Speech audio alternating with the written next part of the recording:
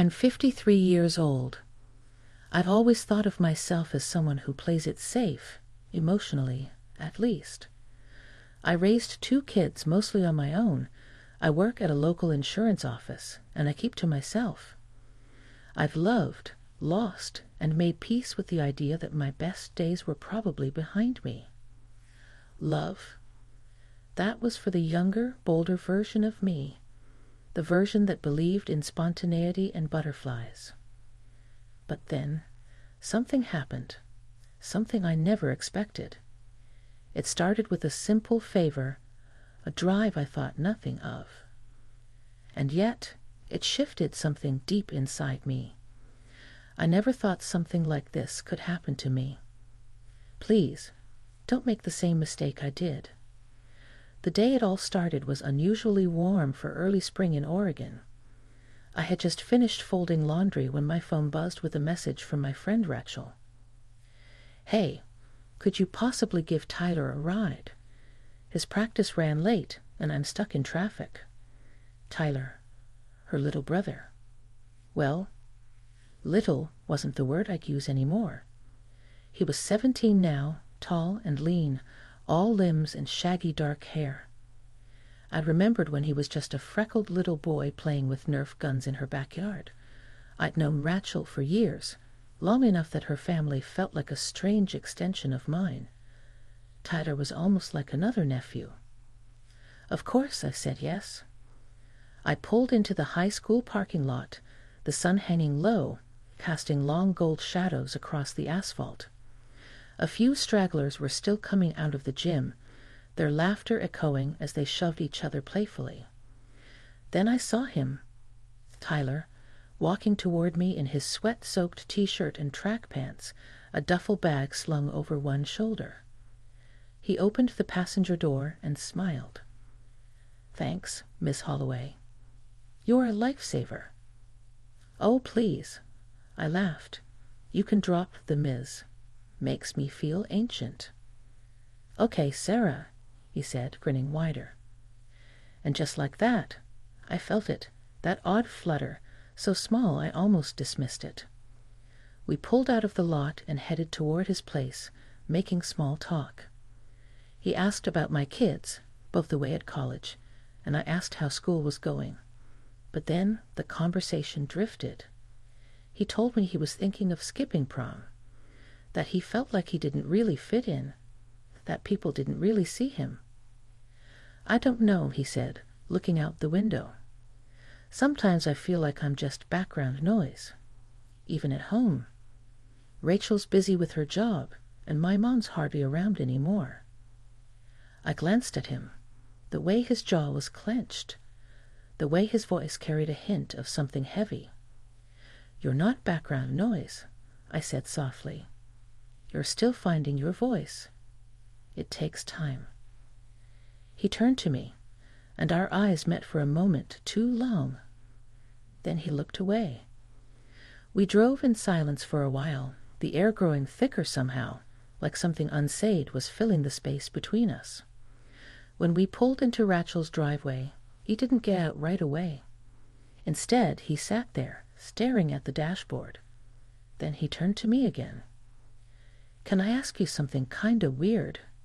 he said, his voice low. "Of course." "Why are you always so calm? Like you seem like you've got everything figured out." I chuckled quietly. "That's a good illusion, huh? Truth is, I'm just good at pretending." He smiled faintly. "Still, you make me feel like I'm not invisible." There it was again, that strange tug in my chest, a mix of affection and something I couldn't quite name yet, something I wasn't sure I was ready to feel. "Thanks for the ride," he said, finally opening the door. "You're welcome, Tyler." He hesitated, then added, "Can we do it again sometime? Just talk." I nodded. "Sure." He closed the door and disappeared into the house, and I sat there for a moment, hands still on the wheel, staring at my own reflection in the rearview mirror. Something had shifted. I wasn't sure what it was yet, but I knew deep down that this wasn't just a ride. Not really. It was the beginning of something I hadn't seen coming. The following few days passed in a kind of strange fog. I went about my routines, morning coffee, answering emails at the office, making dinner for one. But I found my thoughts drifting more often than I cared to admit. I kept replaying the conversation in the car, the softness in Tyler's voice when he said I made him feel seen. That look in his eyes when he asked if we could talk again. I told myself it was harmless. I was just being kind. That's all.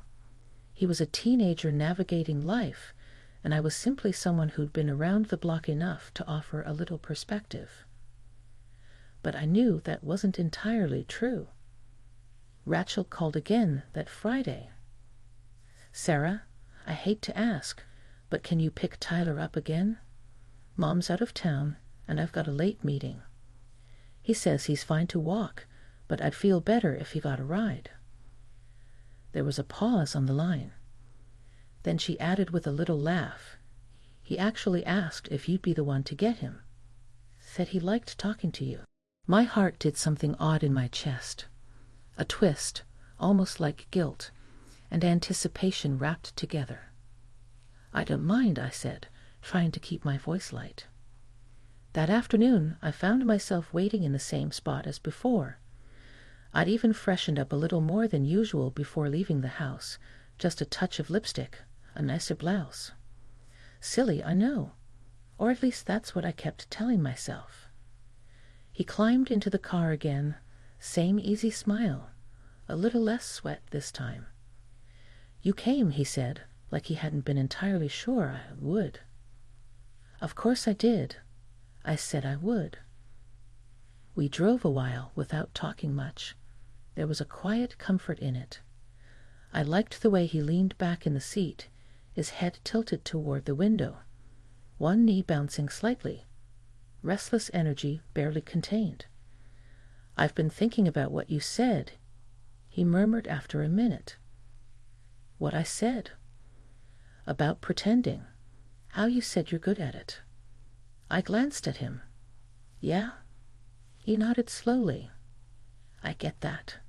I pretend all the time. Like I've got it together. Like I'm okay with being alone most of the time. But I'm not."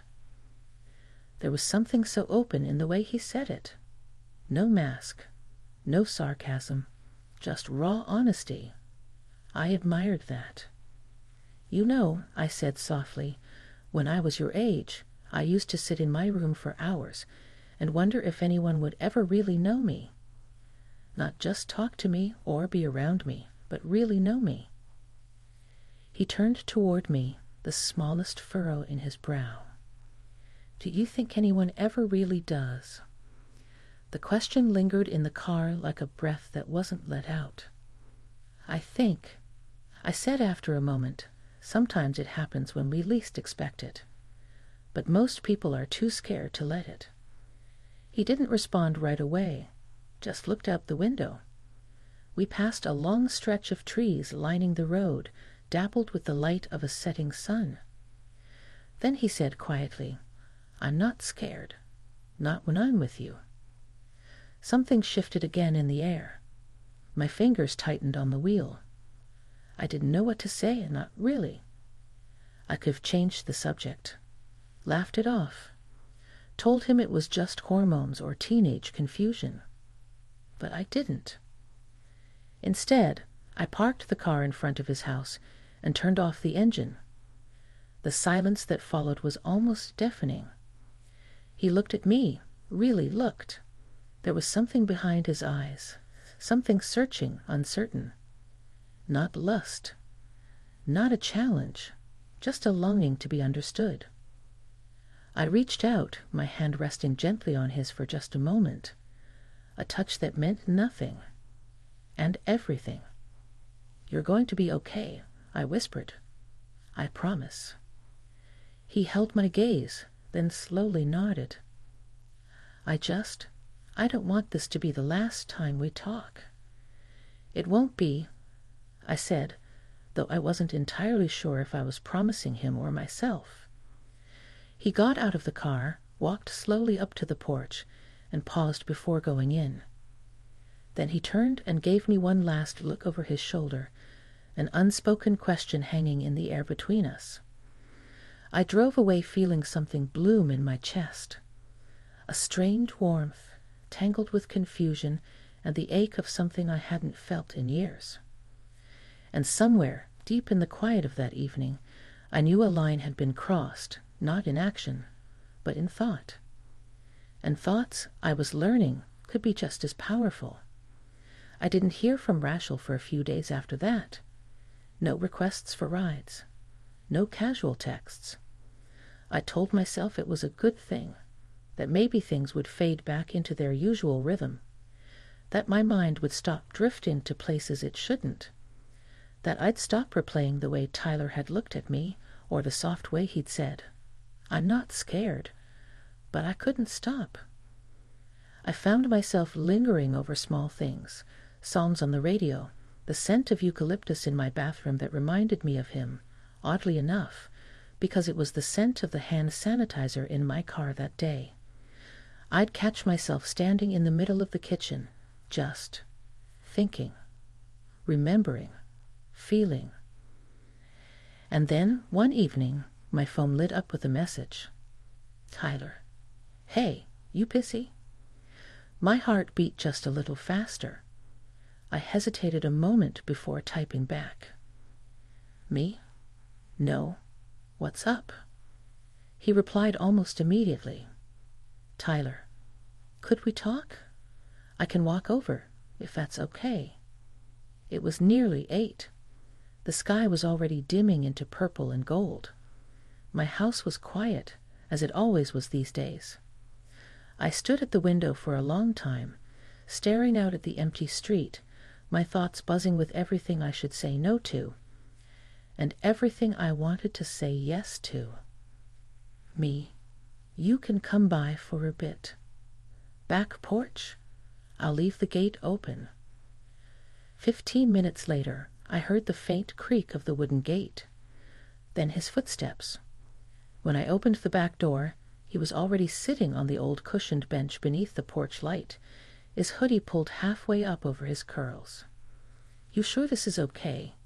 he asked, eyes meeting mine in that same searching way. I nodded. "It's just talking, Tyler." He gave a little half smile. "That's what I like about you. You don't act weird. You don't treat me like a kid." "You're not a kid," I said, lowering myself into the chair across from him. "But you're not grown either. And that space in between, it can feel like nobody understands it." He looked at me for a long while, then said, "I'm tired of pretending, of acting like I don't feel things I'm not supposed to feel." The words hit harder than I expected, not because they were inappropriate, but because they were honest, raw. And I knew that place. I'd lived there once. "I know the feeling," I said carefully. "But sometimes we feel something and misread what it means. It doesn't make it wrong. But it doesn't always mean we should act on it either." He didn't look away. "What if it's not a mistake?" The air between us thickened. I could feel the porch light humming above us, the faint chirp of night insects, the creak of the old wood beneath my feet. The world around us continued, unaware of the shift unfolding in the small space between two people from two very different points in life. "I'm not trying to confuse you," I said, keeping my voice gentle. "And I don't want to hurt you, Tyler." "You haven't," he said. "Actually, you've made me feel like I matter. Like someone actually sees me." The ache in his voice undid me, because I'd felt the same. Different reasons, same feeling. Like I'd been invisible for too long, tucked away into a version of myself that had stopped asking for more. I reached out, brushing a leaf off his shoulder, letting my hand linger for just a breath too long. "You do matter. He leaned forward slightly, not aggressively, not with expectation, just close enough that I could see the softness in his expression, the almost trembling hope in his posture. "Can I ask you something?" he said. "Of course. Would you be mad if I told you I think about you? Not like a teacher or an older person, but just someone I want to be close to." I swallowed hard. A part of me wanted to push him away, to draw the boundary clearly. But another part, the part I hadn't felt alive in for years, wanted to lean into the moment, to let it be what it was, with all its quiet complexity. "No," I said quietly. "I wouldn't be mad, but I'd want you to know this isn't simple, and it's not something either of us should rush into." He nodded, eyes never leaving mine. "I'm not in a hurry. I just wanted you to know how I feel." For a long time, we just sat there in silence, the space between us filled with unspoken thoughts, unched feelings, and a strange, deep comfort. When he finally stood to leave, he paused at the gate. "Thanks for letting me come by." "Anytime, Tyler." As I watched him disappear down the sidewalk, I felt something unexpected swell in my chest, something that felt both terrifying and profoundly tender. Not desire, not infatuation. Connection. Something real. Something I hadn't allowed myself to feel in years. And that surprised me more than anything. The days that followed were quiet, but not the kind of quiet I was used to. This quiet had an energy to it. A tension under the surface, like the air before a summer storm. Everything looked the same on the outside. Same neighborhood, same grocery runs, same lonely evenings. But I felt different. And I knew Tyler did too. We hadn't spoken since that night on the porch. Not because anything went wrong. If anything, it was the opposite. The intensity of that night lingered in my chest like a faint hum I couldn't shake. I think we both needed space. To think, to breathe, to figure out what this connection really meant. Then one Saturday afternoon, I saw his name flash on my phone again. "Tyler, are you home? I've been thinking, and I'd like to talk." My heart skipped in a way that startled me. I paused, staring at the message, then replied, "Me? Yes. Come by if you're ready." I put the kettle on, lit a candle on the table, out of habit more than anything. I wasn't dressing up. I wasn't expecting anything. I just wanted to be present, honest. Whatever happened next, it needed to be grounded in truth. When the doorbell rang, I opened it to find him standing there, dressed in jeans and a navy hoodie, hair still damp from a shower. He looked older, somehow, not in age, but in presence. In his eyes. "Hi," I said softly. "Hi," he echoed, his voice low. I stepped aside, and he walked in. We settled at the kitchen table, the late afternoon light casting golden rays across the floor. I poured us tea. For a few moments, we just sat in silence. Then he spoke. "I've been thinking a lot. About that night. About what I said." I nodded. "Me too." He looked down at his hands, then back up at me. "I wasn't just caught up in something. I meant it. I care about you. I know it's complicated, and I know how this might look to other people, but that doesn't make it less real." His honesty caught me off guard again, just like it always did. No games. No pretense. "I know you do," I said gently. "And I care about you too, Tyler. But caring about someone doesn't always mean stepping into something. Sometimes it means protecting what's good between you." He was quiet for a long time. I could see the thoughts turning behind his eyes, the tug-of-war between wanting more and understanding what it might cost. "I don't want to make your life harder," he said finally. "I just wanted you to know how I feel, even if nothing ever comes from it." "That's brave," I told him. "And it means more than you know."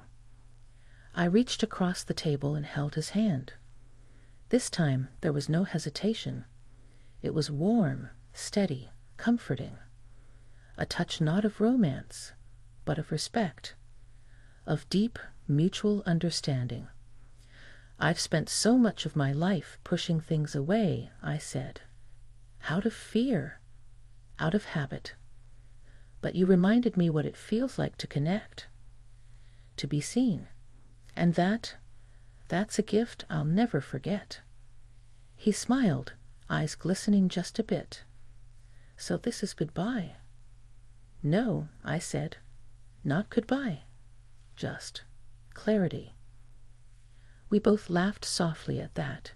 It wasn't sad. It wasn't tragic. It was just real.